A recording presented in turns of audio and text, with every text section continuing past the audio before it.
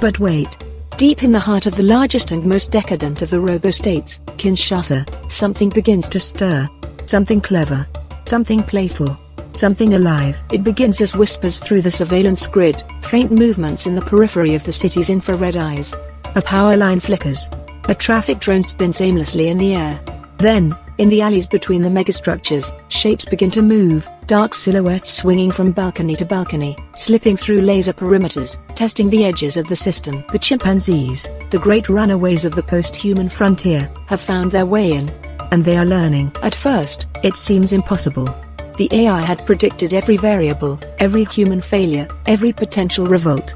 But it never accounted for them, creatures who share 98% of human DNA, yet none of their inhibition. Curiosity without bureaucracy. Mischief without morality.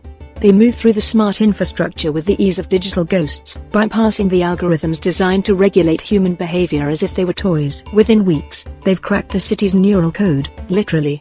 They hijack vending drones, commandeer delivery bots, and repurpose holographic billboards into canvases for chaotic art.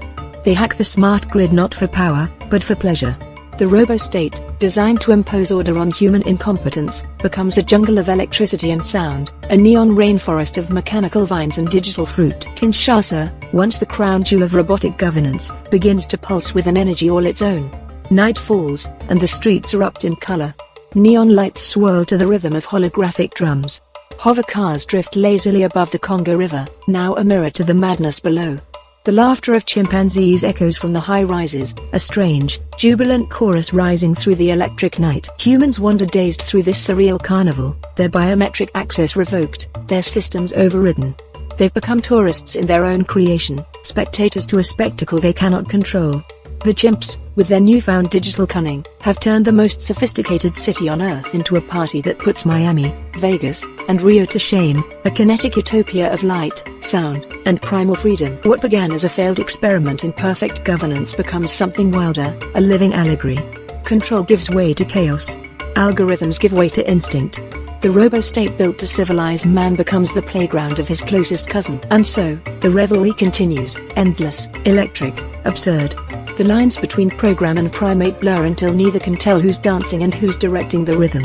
Kinshasa becomes the cosmic joke of the 31st century, a monument not to human progress, but to its own glorious, inevitable unraveling. Buckle up, dear listeners.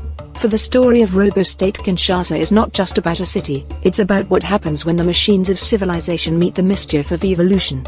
And what unfolds is nothing short of fantastical chaos in its purest form.